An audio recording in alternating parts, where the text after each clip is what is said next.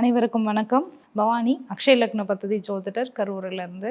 இன்னைக்கு வந்து நம்ம என்ன பார்க்க போறோம் அப்படின்னு பார்த்தீங்கன்னா, ஒரு ஜாதக ஆய்வு தான். பார்த்த ஜாதகங்கள்ல ஒரு ஜாதகத்துல படிப்பு சம்பந்தப்பட்ட கேள்வி வந்த ஒரு ஜாதகம். ஜாதகருடைய ஏழ்பி லக்னம் பார்த்தீங்கன்னா கன்னி லக்னம் போயிட்டுருக்கு. கன்னி லக்னத்துல அவருக்கு போயிட்டுருக்கிற நட்சத்திரம் அப்படின்னு பார்த்தீங்கன்னாக்க சூரியனுடைய நட்சத்திரம் உத்திர நட்சத்திரம் 2ஆம் பாதம் இப்போதான் ஆரம்பிச்சிருக்கு. சரிங்களா?